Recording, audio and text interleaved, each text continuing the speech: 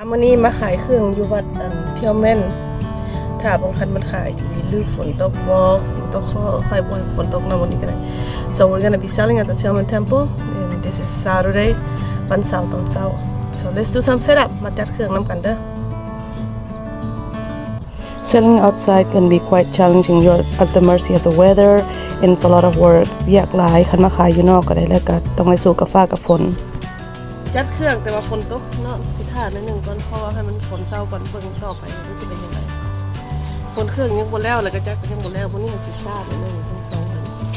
ถ้าจะตกให้มันตกกันตอนเช้าแล้วก็ขายไปเรื่อยๆทั้งก็ยังไงเรื่องฟ้าฝนนี่เฮาห้ามบ่ได้เนาะได้แม่ฝนนี่จะว่ามันสิเศร้าอยู่บ่อันเด้อันนี้แม่นอันนั้นพูดเขายังจัดหมดแล้วเดี๋ยวนี้ก็ได้เขาค่อยๆอันคนไปเพราะว่าเขาวันบ่เฝ้าปานใดเพราะว่าย่านเนาะฝนก็ได้มันสิมาแบบใดนี่แต่สิเอาอันนั้นใส่พกให้มันแห้งก็สิเอาอันนั้นไปใส่ผ้าเต้นใส่ทางนั้นนะพกทางนั้นพอลมมันมาทางนั้นโอ้เย็นเนาะลมมันมาทางนั้น So since it's raining, I'm gonna take some pictures. I'm gonna drink some coffee, take a break. Break time ก่อนสิกินกาแฟร้อนๆมันก็มีแห้งอากาศหนาวแบบนี้ก็ได้ So everybody's setting up today. Running behind. สบายดีอลัม Good morning. That's the weather. อากาศมื้อนี้เด้อน้ำกัน let's pray that it doesn't rain today so yeah it's raining today happy new year สวัสดีปีใหม่เด้อผมกำลังตกแค่ยังไงแล้วที่แบบมันกระบอกสมมีความผิดหวังกันอยู่ในชีวิตกันนะครับเป็นยังตอนนี้สู้พอดีฝนตกเด้อมื้อนี้เด้อเบิ่งมืดเป็นจังไดล่ะมันนั่นฝนกับฝนแล้วเนาะนี่จะพยายามให้บ่ให้ราคาหัวเดี๋ยวนี้เมื่อเท่านั้นแหละ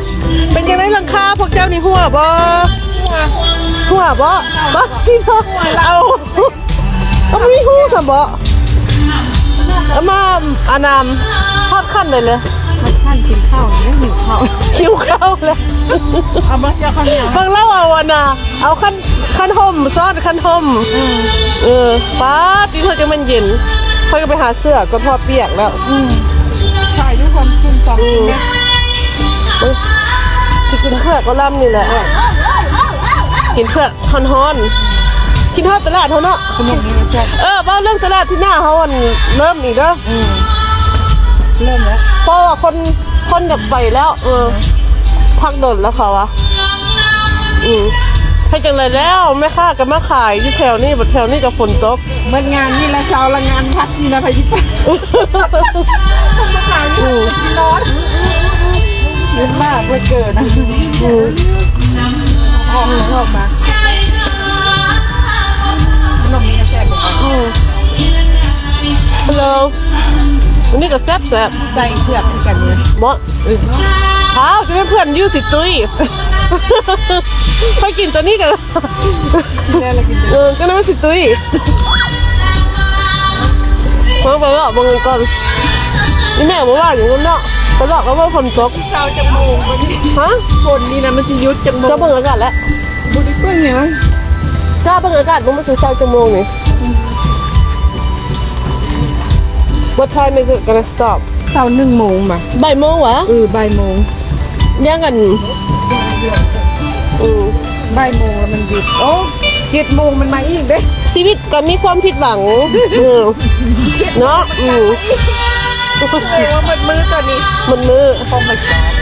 ให้จังผ่านเนื้อแล้วเบ้ยไปนั่นซะอากาศบ้านเฮาอยู่ซุ่มกินเย็นบ่คนมีใบบ่คนก็ได้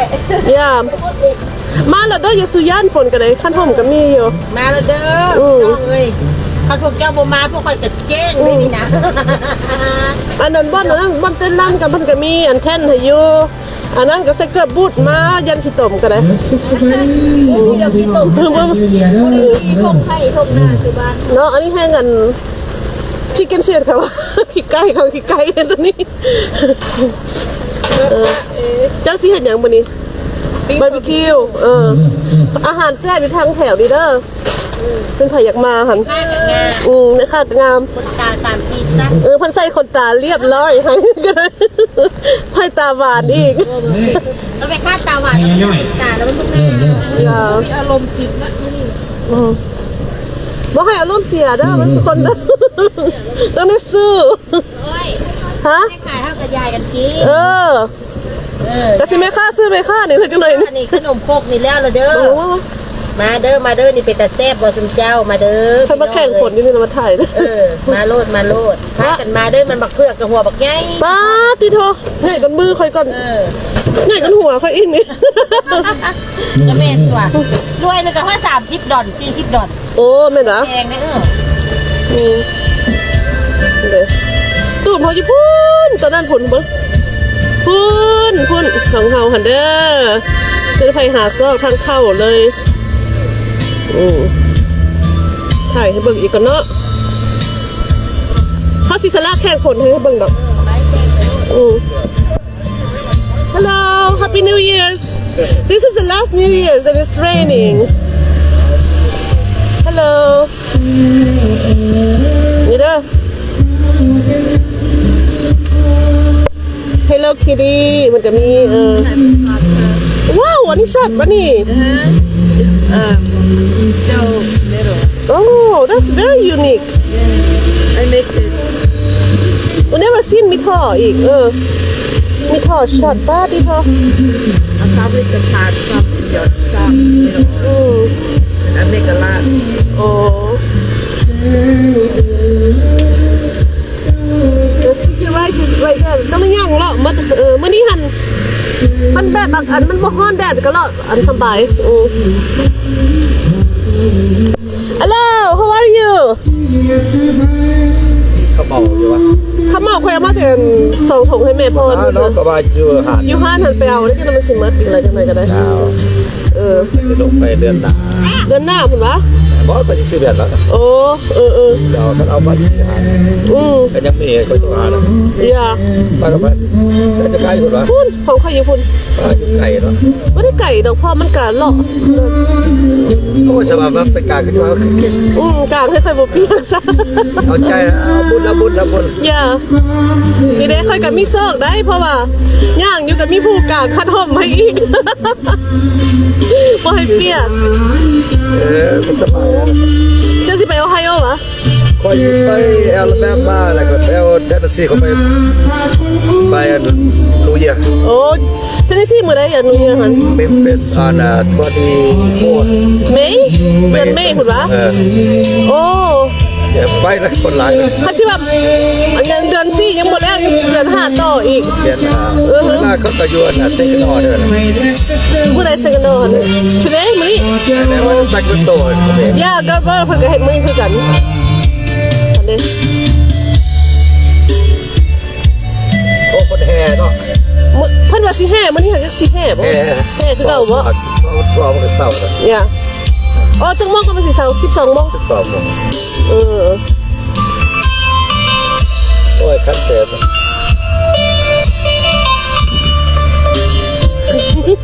คันโอ้ยไม่ฆ่า ใช่ยูทูบเบอร์เหรอใช่ โอ้ยไม่ฆ่า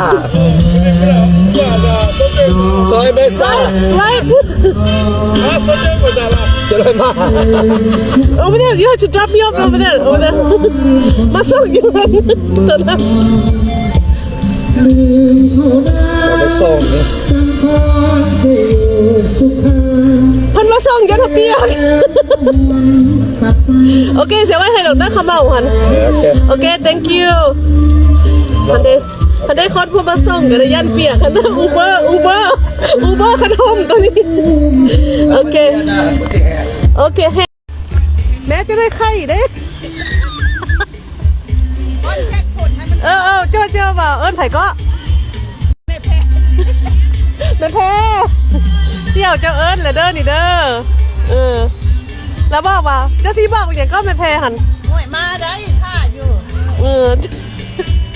แล้วเดี๋ยวนี้เรามีเหงื่อมีแห้งเราขาแล้วแขกแห้งเรายังฟ้อนหนุ่มเจ้าไม่แพ้เราบอกให้มาเด้อ My mom is calling her friend just be careful don't catch a cold mom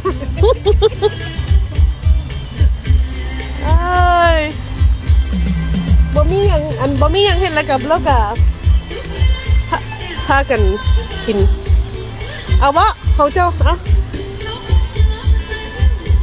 อันนี้ของ ตำโชคดีปีใหม่ด้วยแม่เด้อฟอนซะคนบกเศร้ากะแม่เจ้าสิเตรียมแห่วันนี้อันนี้กำลังสิเตรียมแห่แล้ว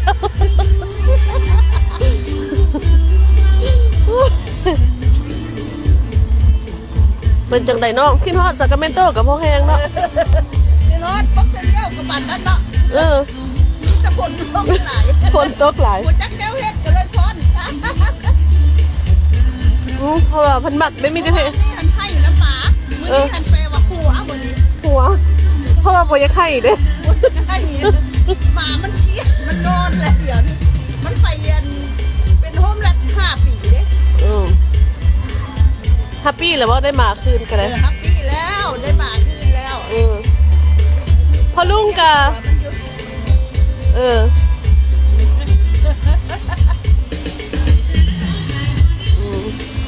ว่าได้กินหลายตัวค่ะกันกินได้แล้วทานได้เด้อเบียร์เด้อน้ำมันเผ็ดแบบเมืองลาวเลยได้เขาเอาน้ำแข็งใส่มันเบียร์พอเย็นแล้วน้ำแข็งแล้วคนก็ยังบ่เศร้าคนยังบ่เศร้าแหละฟ้าก็จะตกแห้งหลายยุบจ้าวันนี้คันฝนบ่เศร้ากับเจ้าก็เฮ็ดหยังกินช่องเพื่ออะไร อันนี้ขับปุ้นโอลัมเด้อบ่ได้ขายก็มีแต่กินโอลัมเราเฮ็ดขับปุ้นมาขายคั่นนี่เด้มีฮอดแซ่บมีตีนไก่แล้วก็มีกะปิเพิ่นอีกอันเพิ่นมีอันเนื้อเพิ่นก็มีมักปีโอ้เฮ็ดผักเนาะสิกินอันนี้ก่อนกินขับปุ้นฝนตกคักๆแบบนี้หั่นนอนบางหนังแล้วบางคนก็ได้บางคนก็อยากกินข้าวเนาะคันหิวข้าวก็มาแถวนี้เด้อเขาเจ้าก็มาเขาก็มาเขานำมาซื้อเห็นบ่ฝนแข่งฝนมาซื้อ มาซื้อขับปุ้นแหละน่าจะเป็นแข่งฝนมาซื้อขับปุ้นโดยเฉพาะฟ้าแต่เนาะเพิ่นมื้อนั้น20%เพิ่นว่าสิตกเพิ่นเป็นยังไงมีฮอดไข่เพิ่นว่าเพิ่นใส่คั่นอะมิดบอลโอ้กะปิอีกมากินข้าวเด้อพี่น้องเด้อคนบ่เศร้าก็สิได้กินแต่ข้าวนี่แล้วพอดีสิตุ้ยตายจังนั้นเพิ่นก็สิเศร้าดอกเฮาสิอันนั้นไล่ไปเรื่อยๆไล่ไปเท่าละน้อยฝนเศร้าเลยสิบอกให้มาโลดสิเอาไฟเขียวให้เดี๋ยวนี้กำลังกันไฟเหลืองเดี๋ยวนี้หันมันพยักมากกับมามันไผ่หนาวก็เข้าใจนอนห่มผ้าถ้าเบิ่งฝนเศร้าอยู่ใส่กระตุกมันอยู่ซากาเมนโตกับโต๊กอยู่โพลาวิโอสร้างความค่ะพี่น้องอยู่โพลาวิโอคือกันที่ว่าเพิ่นก็จัดงานบุญปีใหม่มื้อนี้หั่นเนาะยังอันอยู่เท็กซัสเพิ่นก็เฮ็ดคือกันได้มันแล้วก็อยู่ใส่อีกค่ะเจ้าเฮ็ดหั่นเดือน5กันยังบ่ถอยยังมีปีใหม่ต่ออีกค่ะต่างรัฐแล้วอันนั้นเฮาสิบ่ได้อันนั้นไปมันไกลแล้วอันนั้นหั่นหักกันอยู่เมืองเมสเซจกันยังสิเฮามีแต่เลาะอยู่แล้วเลาะอยู่แคลิฟอร์เนียนี่เฮานี่ทางเมอร์เซเดสถ่ายอีกเด้อยังอีกเมอร์เซเดสคันนั้นก็ได้คันนี้ป้าที่ทบผู้นั้นยังเอาคนเครื่องมาอยู่แล้วหอบโต๊ะหอบตั้งมาหันผู้นี้บัดหอบอันนั้นถือติ๊บเข้าล่ออันนี้ฝนตกเลยเพลงบัดบ่ร้องให้ฟังวันนี้หันไปทั้งหลายเลยหันมิวสิกคราวนี้เพิ่นก็สิไปกินข้าวแล้วบางซองบางทีเนี่ยหมอลำกระม่วนอีแม่กะฟ้อนอยู่ฝนหันฟ้อนมันนั่นคือมาอันนั้นแค่เพิ่นอยากให้ฟ้อนแข่งฝุ่นกับฟ้อนแซ่บบ่แม่ นั่งกินข้าวปุ้น2 แม่ลูกเขาก็ถ่ายแม่กินเป็นยังไงหมาเจ้าคนนั้นถามข้าวว่าโซเยอร์เป็นยังไงหมาหันหมากลับคืนมาบ้านหัน กลับขึ้นมาบ้าน มันเครียด เดี๋ยวนี้หมางอนใส่แม่บัดนี้หัน มันเครียดมันบอกว่าอันนั้นเอาว่าบักล่ามันก็เฮ็ดนอนเม็ดคือตาย มีปืนบ่ปืนนี่แมว ปืนแพ้ปะ บ่ปืนหนำเลย มี